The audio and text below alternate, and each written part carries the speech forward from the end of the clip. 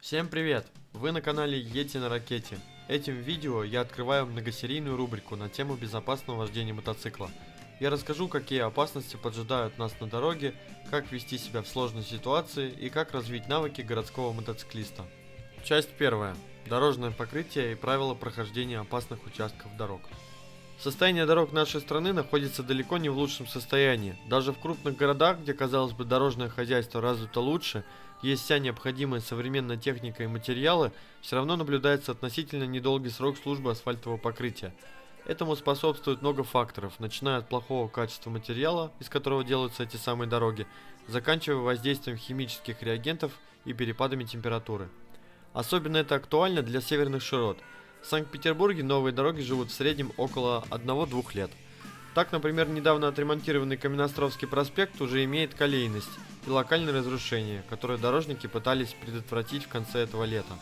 Я уже молчу про колею накат и состояние дорог в спальных районах, где интенсивность движения меньше, но складывается впечатление, что дороги в разы хуже. К чему я все это говорю? А к тому, что мотоцикл имеет только 2 колеса и поэтому гораздо более чувствителен к дорожному покрытию, нежели другие транспортные средства. Попав в колею на скорости 60-80 км в час, можно запросто не выбраться из нее и при одном неверном маневре вылететь из седла, получив воблинг. Плавно снизьте скорость и без резких движений выбирайтесь из этой чертовой ямы, либо двигайтесь предельно осторожно до начала участка дороги без колеи. Особенно опасной считается колейность на скоростном шоссе, где ходят больше грузы. Ямы там глубже и в плохую погоду заполняются водой. Управлять мотоциклом безопасно в таких условиях просто невозможно. Всегда внимательно следите за дорогой и изменением дорожного покрытия. Если наоборот вы пересекаете колею по прямой траектории, то здесь тоже необходимо снизить скорость и выжать сцепление. Так при наезде на кромку асфальта без тяги не произойдет срыва колеса, который может привести к хайсайду. Прохождение участка выполняйте встав на подножке, так мотоцикл не будет легаться и пытаться вас катапультировать. Не забывайте, что выжимать сцепление нельзя при прохождении поворотов и уж тем более при прохождении поворотов с колеей. К дороге с трамвайными рельсами посередине применимы те же правила, что и к проезду колеи. Асфальт может быть раскрошен по краям от каждой рельсы и иметь ямы, а сами рельсы могут быть вдавлены в дорожное полотно. Кроме того, они еще и скользкие. Срыв колеса происходит при резком открытии ручки газа, торможении, либо при пересечении рельс или крышек люков под углом. Будьте предельно осторожны и собраны на таких участках дорог, особенно в дождь. Оптимальным считается движение левее центра полосы, то есть по колее, оставленной левым колесом автомобиля.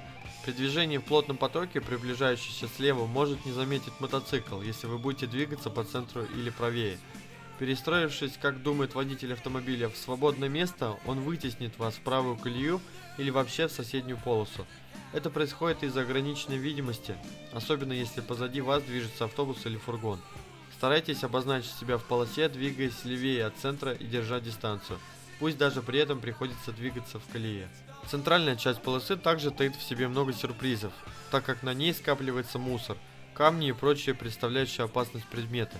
Можно не заметить, как из-под впереди идущей машины все это полетит под переднее колесо мотоцикла, что в конечном итоге приведет к потере управления и падению.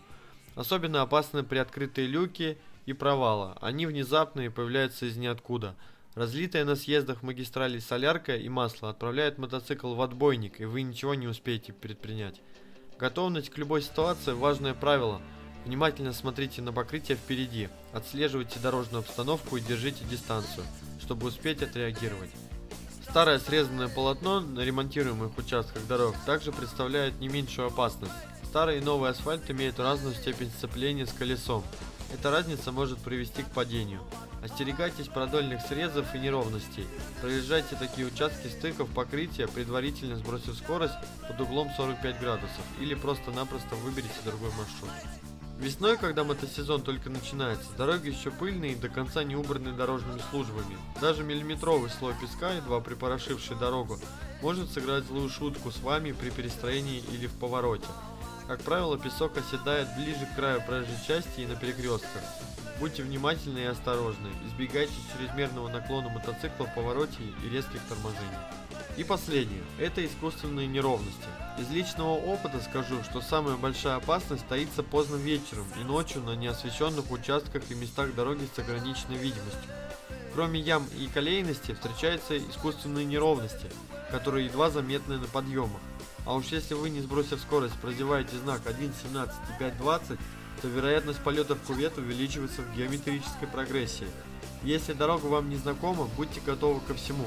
Соблюдайте скоростной режим в любое время суток и настройте головной свет. На этом у меня все, ребят. Спасибо за внимание. Ставьте лайки, оставляйте комментарии и не забудьте подписаться на мой канал. Всем пока!